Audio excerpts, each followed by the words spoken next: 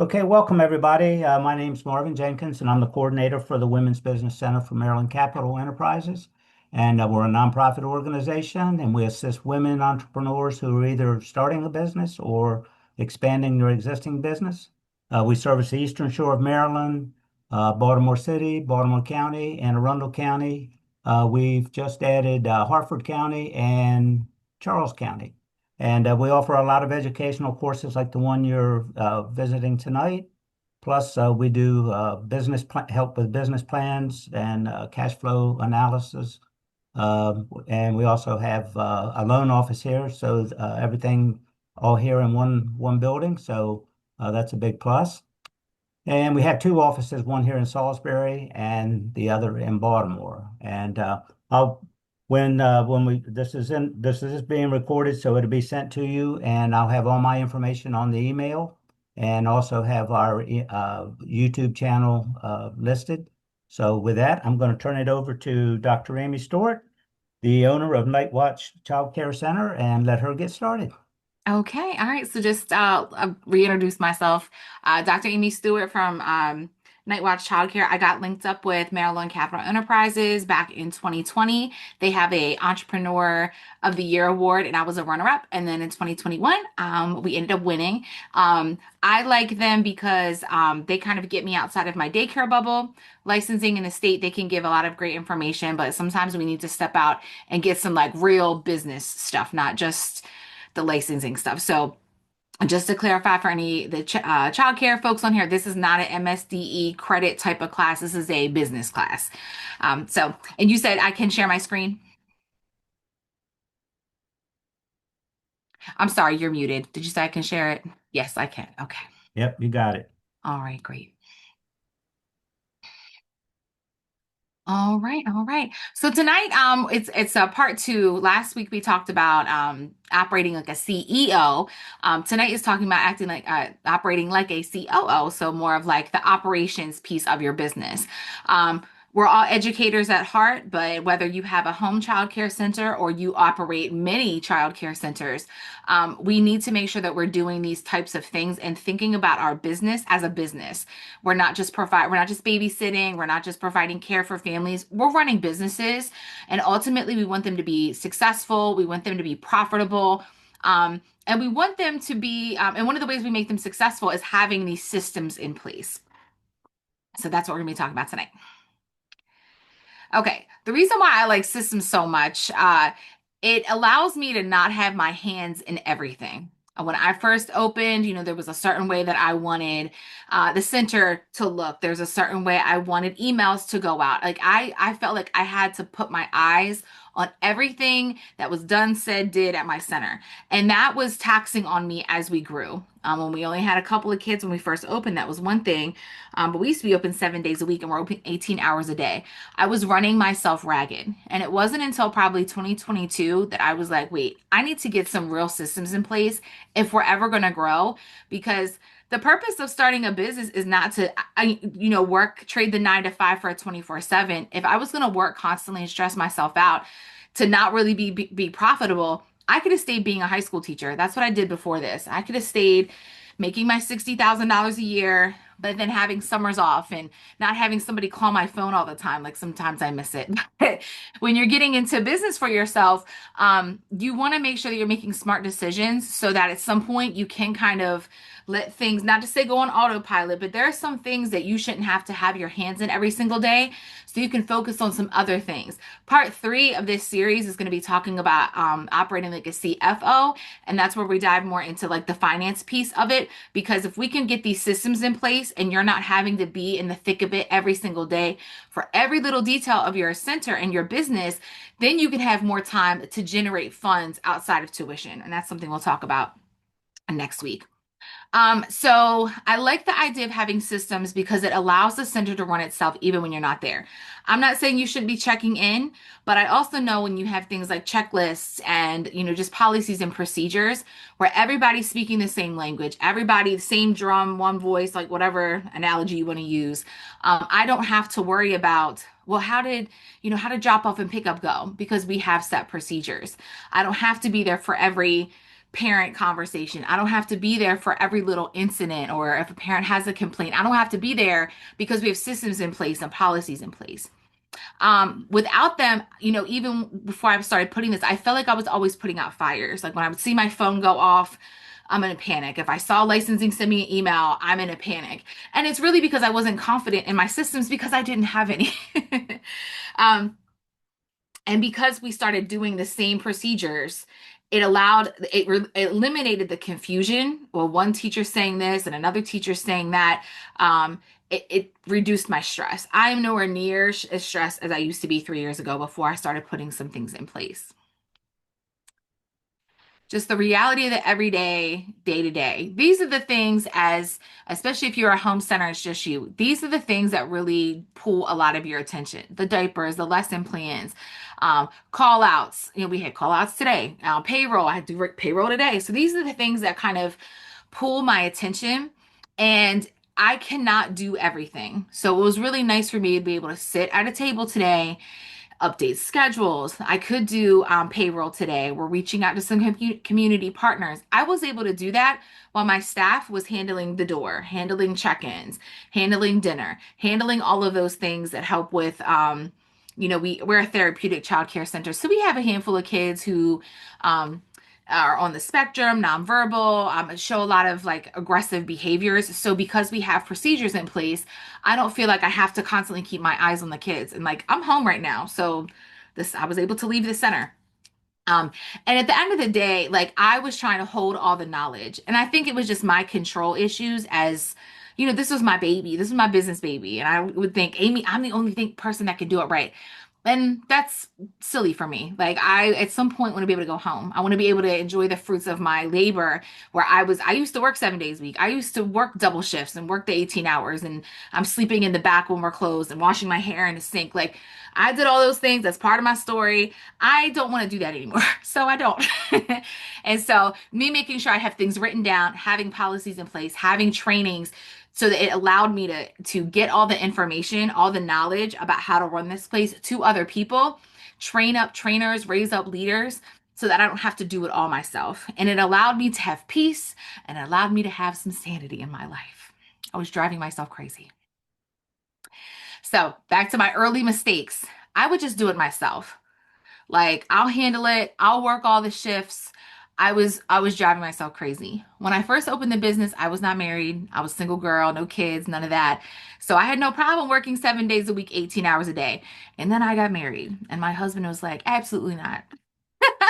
So we were closed on the weekends now. We just work Monday through Friday. And honestly, it was the best thing I ever did. Um, I wanted things my way. I wanted files certain way. I wanted emails sent to licensing a certain way. I had like control. And sometimes I just had the wrong person in place for these positions. But I still needed to get the policies in place for when the right person did come through. And we were able to get some great leadership to join our team. And because I had the trainings and I had the expectations and things ready to roll, it just made it the onboarding a lot easier. But because I was trying to do it all myself, there would be confusion, because I might not be there. Like there were some days where I would let myself go home for a shift and, shower in a proper shower. Sometimes mixed messages and confusion would happen when it would come to licensing. I've got the director at the time telling licensing one thing, she's telling me something else, and I'm getting a lot of mixed messages because we didn't have the policies in place. And now I look back and I think I thought I was kind of taking, I'm like, I don't have time for this. I have to worry about diapers and lesson plans. But honestly, if I had just taken 2 weeks and really buckled down and said, hey, I'm gonna lock in on trainings, policies, and procedures, it really would have added a lot less stress. And I did. That's exactly what I did. It took about 2 weeks in 2022. It was in the summer. It was right before licensing came, and I locked in and I got all the things ready to go. And now when she comes, I don't even go. Like they got it. Like I don't even need to be there. A lot of unnecessary stress I was bringing on myself. So now we have systems systems reinforcement in action. These are some of the procedures that we've added over time, and these may be common in your center. I think they're common in a lot of centers, but I also want you to even though policies and procedures are things that we all stick to, they are living documents. And so as you kind of see what's going on with your center, giving yourself permission to revise things and update things as you see fit. So these are just some things that we've added over time. So one of the things is drop off and pick up procedures. We're an evening overnight center.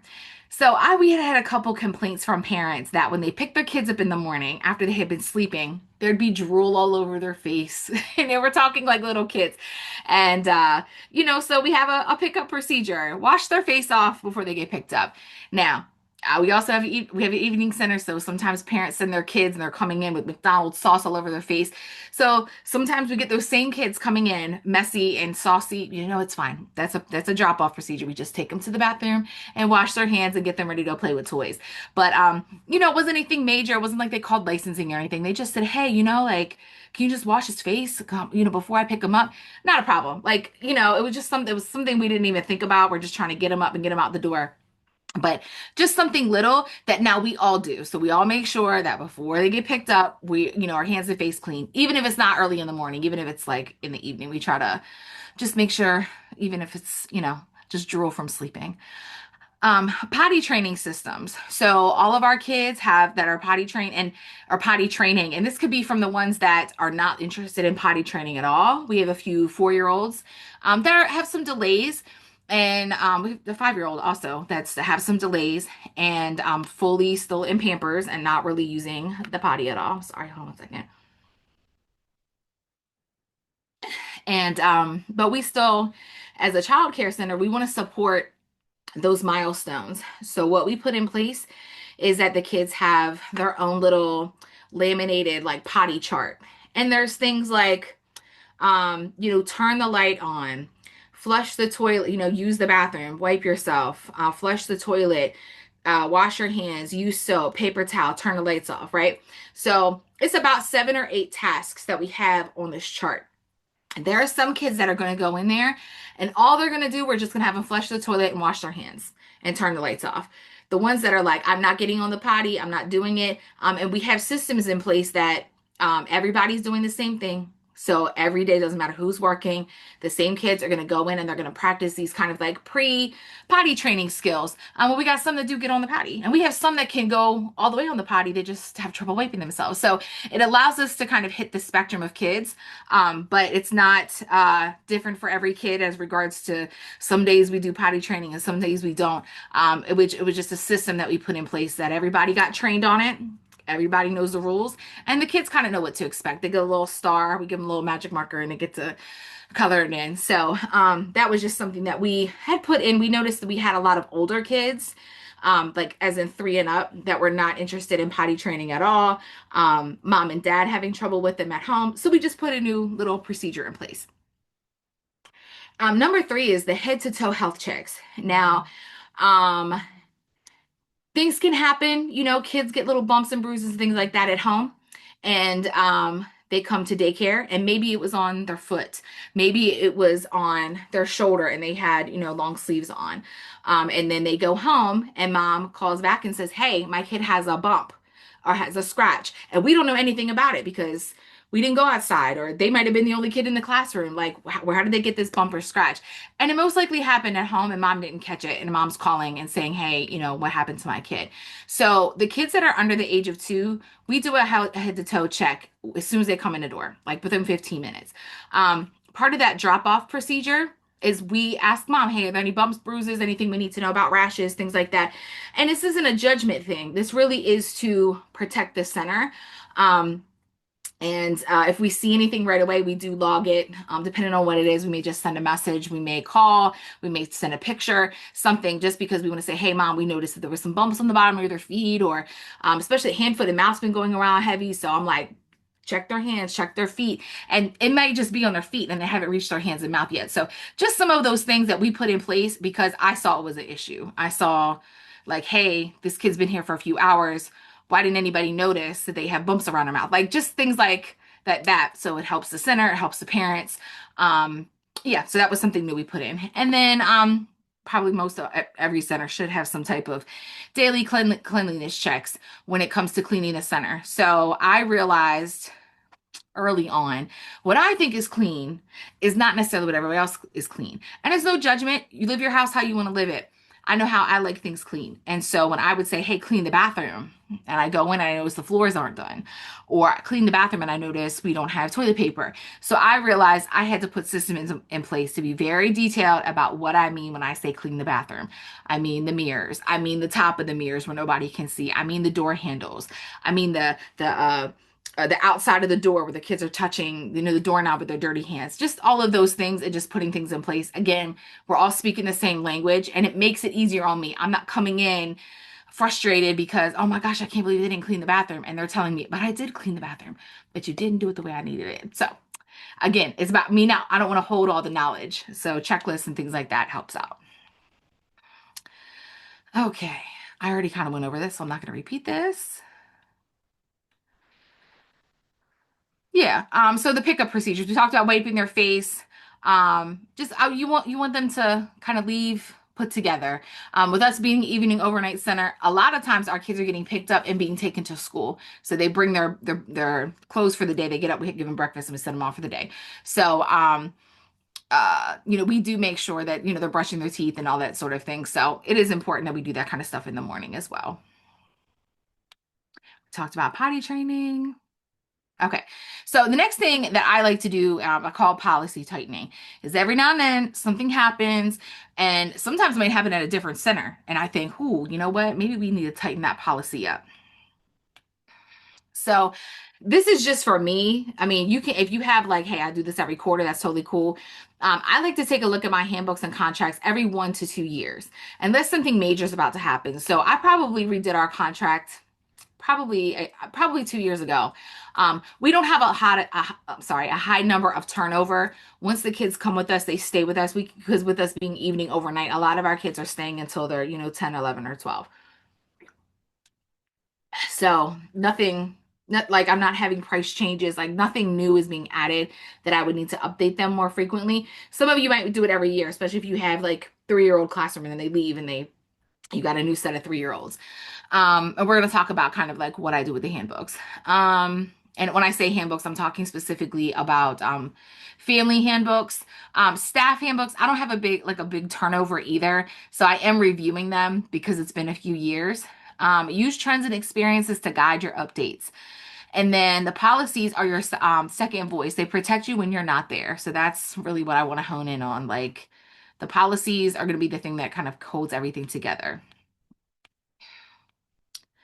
Okay, so when I think about policy changes, and this can be stuff with the staff handbook or the contract, it's kind of keeping a look at like regulations. So now in Maryland, I'm just using marijuana for instance. Marijuana we know is it's recreationally legal.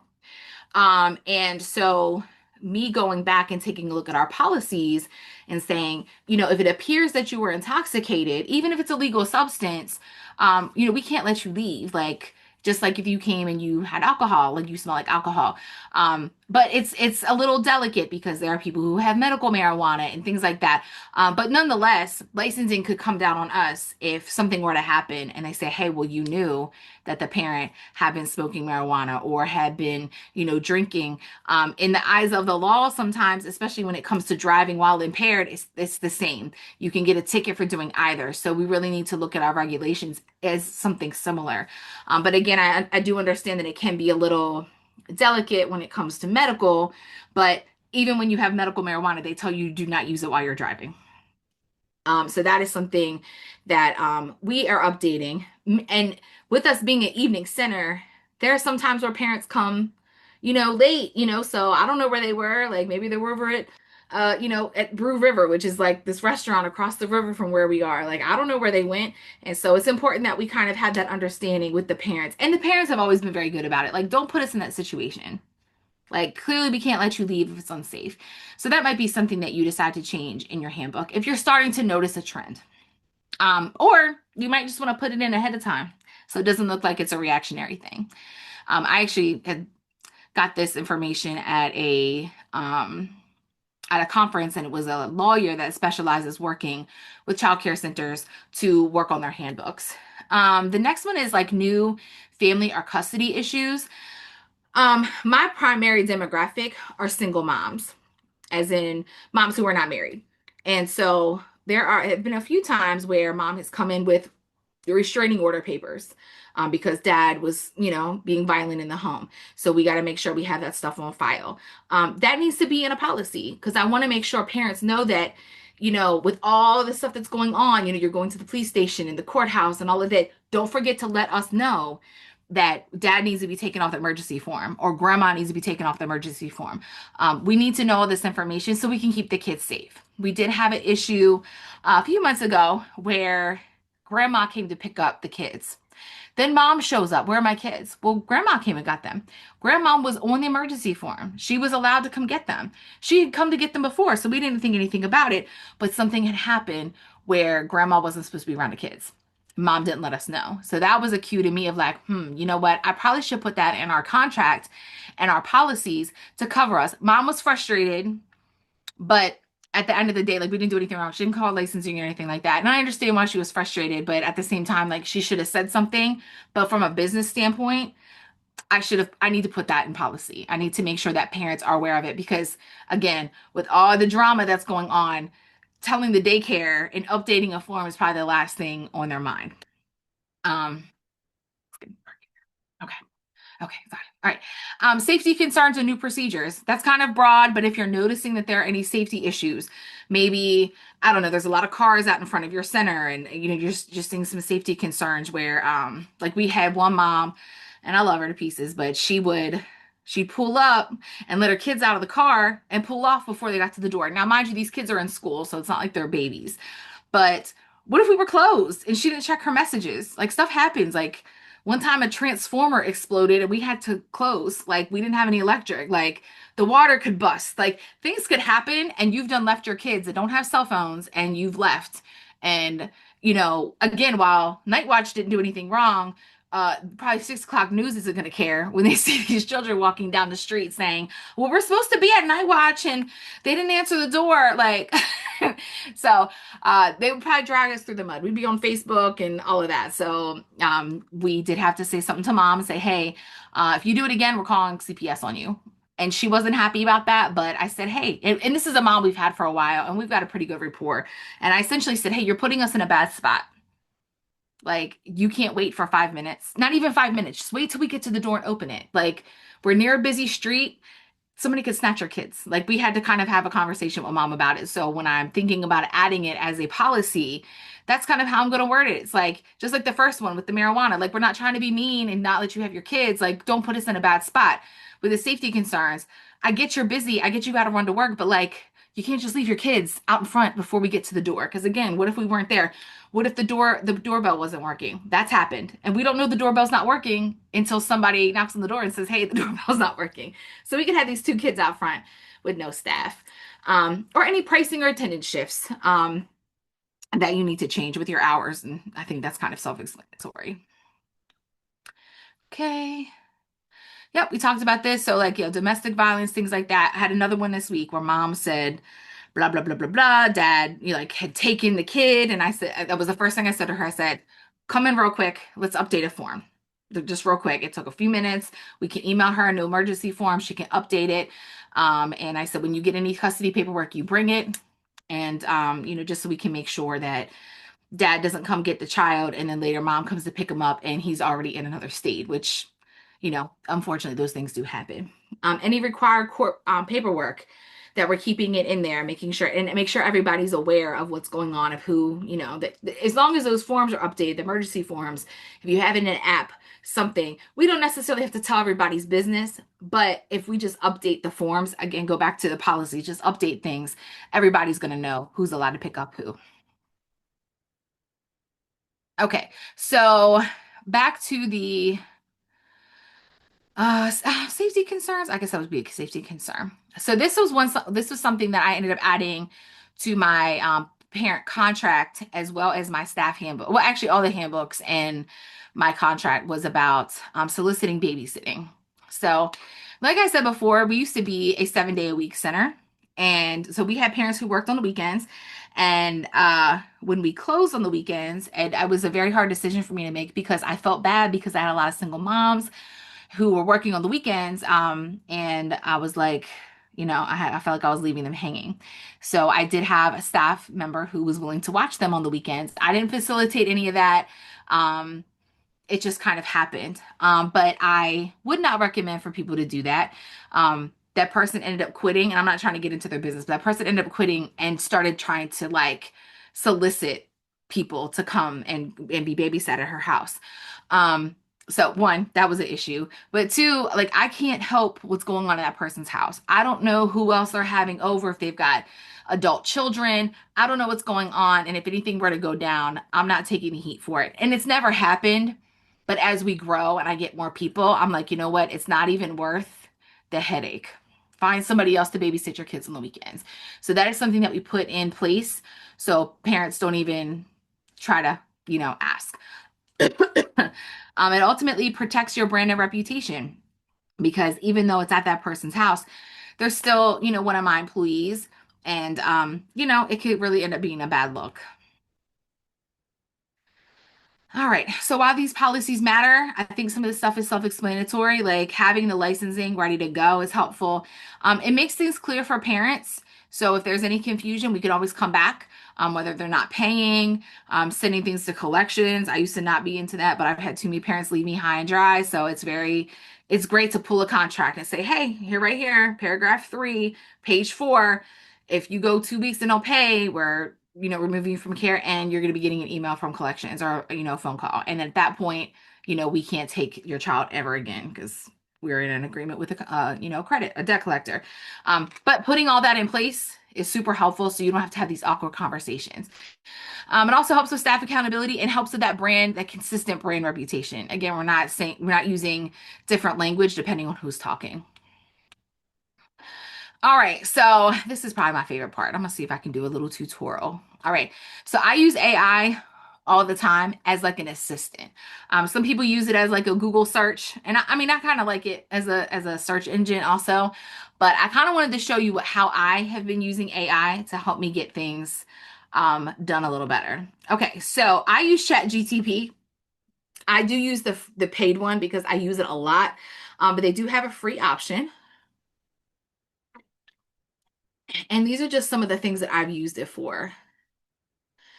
Um, so when I use it, and I'm gonna do a little tutorial on it. These are some of the prompts that you can ask chat to kind of help you out. So what you can do is, can you guys see this screen with the chat? Yeah. Yes. Okay, great. Okay. So what I did was I downloaded a PDF of my family handbook. And I'll just ask it to save this document. Oops. Maybe not. Maybe not. Let's try this again.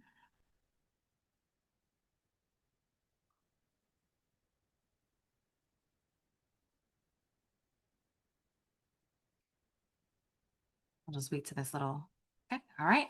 Then I also will say, pull up the childcare regulations for Maryland childcare and save. Okay, I don't want it to go through all of the regulations, but I do want it to be part of this conversation. Okay, great. Okay. Review. Okay, all right. So I'm gonna use one of these prompts over here. Okay. Nope, that's not what I want to do. I was just gonna copy and paste this over here. And I'm gonna ask what it's missing.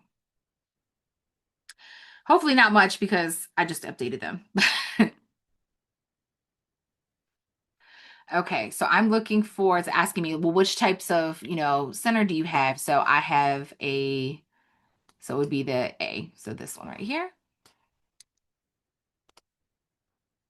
So just to clarify which set of regulations we're looking at.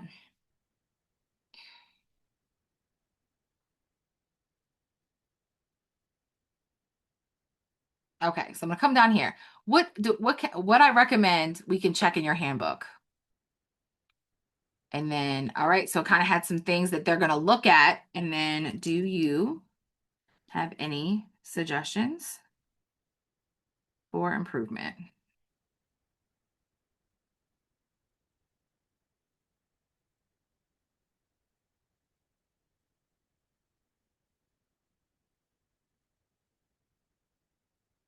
So if you can kind of, it's not going to be much. I don't necessarily think I'm going to add all the required trainings. Like I don't think my families need to know all the classes we take, but we could add this in here. That's not a problem. But I like that it just kind of takes a look at the regulations, takes a look at what I already have, and really gives me kind of a play by play.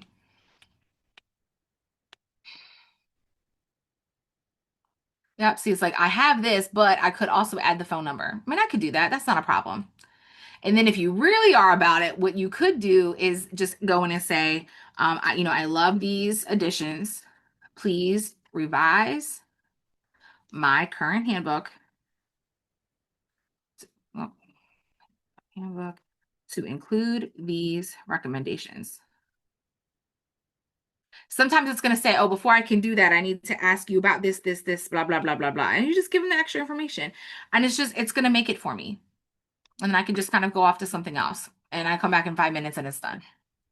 Another prompt that you could use is act like a lawyer for childcare centers. Strengthen my parent contract. So I do the same thing. I would download the PDF of my parent contract. I would upload it just like I did my handbook, and then I'd ask it that question. And it might say things about like the babies, like the babysitting solicitation stuff. I might have something in there about pickups and like just all of those things that we kind of talked about today.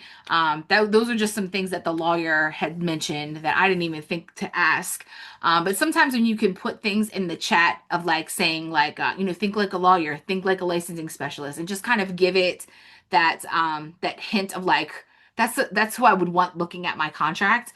Tell me how it goes, and they can give you some suggestions and then just update it right there. So just as I was rambling off right there, yeah, looks like it's all done. Yep.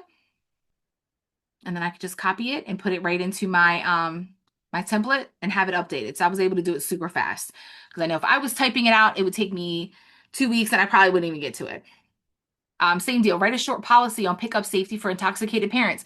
So I want to be able to say that in a gentle way, right? Actually, let's try that. So create a short statement. I don't need to. I just copy that. Um, use professional tone. Mm, as to not offend any parents. Okay. So see what they help me out with.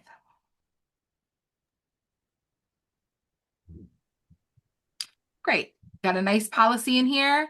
They're gonna discreetly and respectfully express concern, right? So it just instead of me kind of getting stuck and saying, well, I wouldn't even know what I put in my contract to talk about parents picking up their kids high, I'm able to just kind of have them help me out. And it sometimes with chat, if I get stuck on, I'm like, I don't even know what I'd say. Well, just, and if I don't like that option, I can say, I don't like it. Can you give me another version? And it'll pop it out for me. There we go. You saw how quick it was to edit my whole handbook. All right.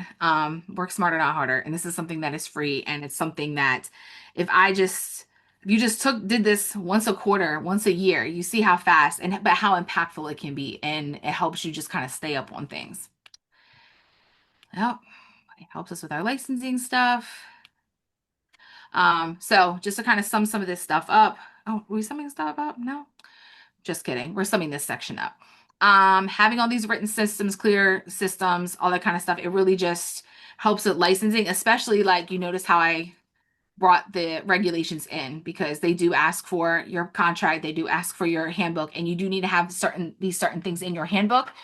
So I already know when she takes a look at it, here you go. Here's the discipline policy. Here's the attendance. Here's all the things that they're requiring. They're already in there. Okay. So when I say media ready systems, these are just not just media, but just kind of being out in the community, telling people about my business, about my center. I do this a lot. I go to Little Third Fridays. I'm going to a trunk or treat tomorrow. So like we're out here talking to people, handing out flyers, enrolling families. We have our little mascot. We get dressed up. We have a little owl and we have a raccoon and they dress up and they have our little night watch shirts on. So like my husband and I, we're going out here, but I can't go to everything, right? I'm pregnant with twins and every Friday I have to drive 2 hours to go see my specialist to have them look at my babies because I'm old and I have twins, so I have to go to special doctors. So I don't have time to do all these things anymore. So being able to train my staff to go and advocate for our business and tell people about it was really important. We would have parents, like new potential parents, come knock on the door while we're open and they're asking about, enrollment. They're asking about prices. And my staff, they just don't know. They just don't know what our updated prices are. Like, I guess why would they know? Like, that's not really something that I'm worried about. I see there's a question. Oh, they just turned one. I'm so excited. Oh, I love it. I love it. Mine are due in April, but they're probably gonna take them in March. So here we go. Um, but I have one. Anyway, where I'll go back to. I usually have my staff. I just direct them to the website. If anybody comes to the door, have them go to the website. That's where the prices and the enrollment and all that kind of stuff. Even employment. If you want to get a job, that's where you're gonna go. Just go to our website. But I do have several folks been raising up as leaders to go to these events where I don't have to go. So sending them to network events, and I pay them. This is instead of being in the classroom. But I want to make sure that I take time that we're again all speaking the same language, even when we're going out to events. So, for instance, last week we had one of our staff members who is very passionate about children with autism because she's got one, a little one with autism. She had a autism awareness play event on Saturday, like a play group. This is the second one we've had, and it's great. Parents can come, bring their kids. We have coffee and snacks, and then we just kind of let the kids play. We have little games and stuff set up for them. But ultimately, we're trying to help families build a community. There are some other like groups in the area that do like advocate for autism, but like why not have some more, right? So we sent her to one of these events for her to not just talk about her event, but to talk about Night Watch. So I want to make sure that she had the tools in place, flyers, business cards, and she could rattle off a little blurb about what we do and why our center is special and why they should come to our events. We also I want to say last year or so, we were opening up our sensory garden and we were having an event for the community. And I get there and the TV stations in the front, their van that she's setting up.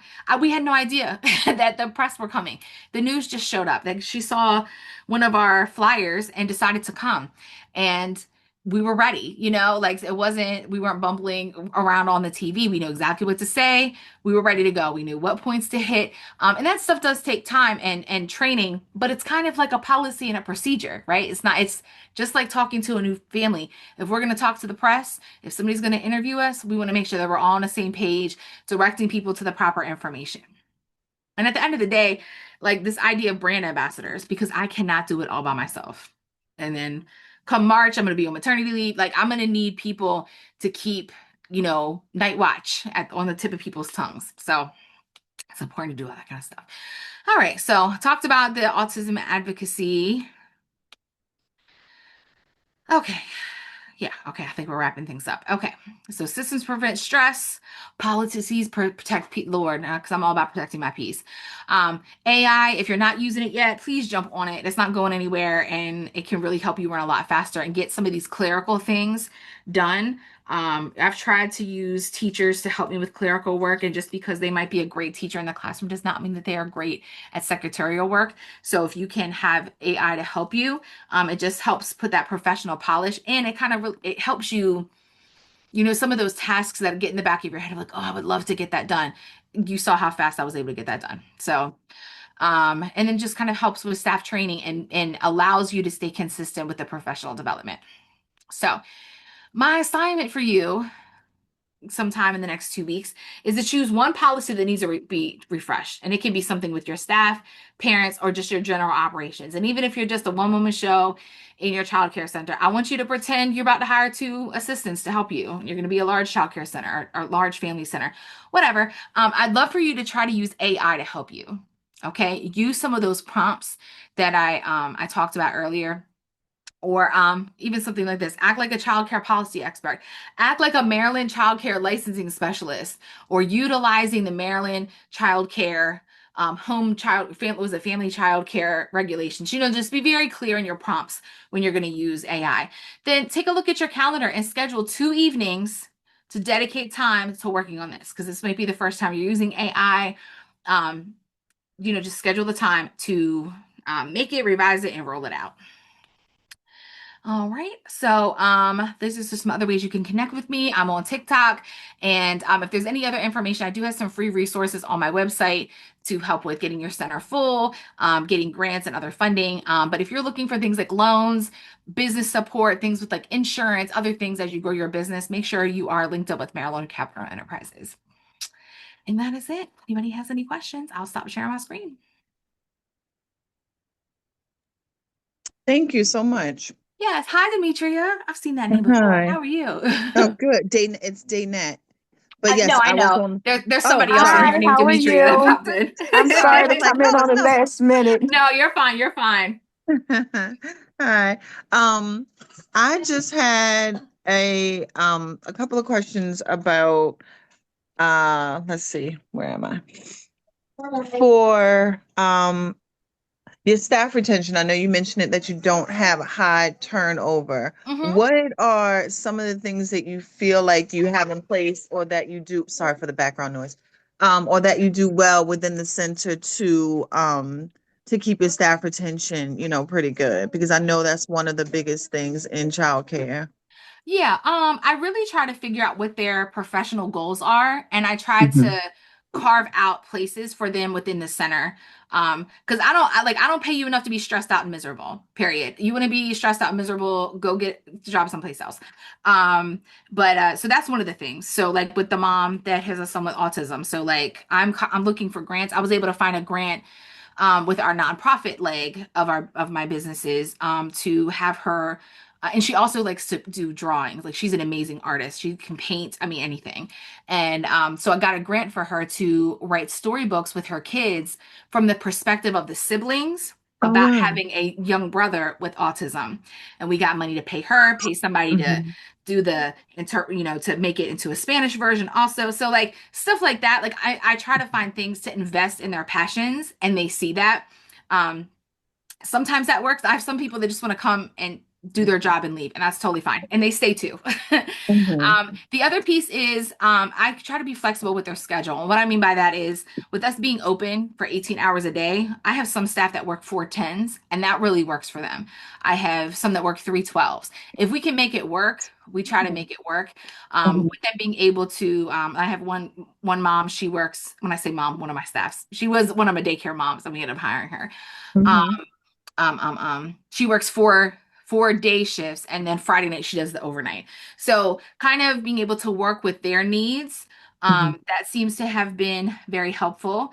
And we have really fun Christmases. I think that's another thing too, is I have a form that they fill out. They tell me their favorite candy, chip, soda, Hmm. like all those real specific things. So at Christmas time, like we do it up at Christmas and it's like stuff that they like. I'm not getting just like general Random. Uh-huh. random stuff that I Yep. know they're going to throw away. And I budget for it for the year. So I mean, like we could do Coach bags and like nice dinner and like all of those things because I really just want to Hmm. love on them and birthdays and just I treat them like how I would want to be treated, I guess, at work. Be Right. seen, and appreciated and valued. So those are Yeah. just some of the things that we've done to just I just try to help Hmm. people be flexible. I want them to Right. be present in the business when they're there, but I also know that they have a life. So, Right.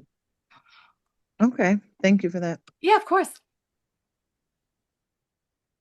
Anybody else? If not, Now's I'll the pass it time. back over and we can wrap it up. Okay, well, thank you, Amy. A lot of good information. I really like the AI bringing that in because that's going to be huge even going forward. That's going to be really huge. Yep. Uh, and believe me, I use it here And too. Great. Yeah, but Question. Yeah.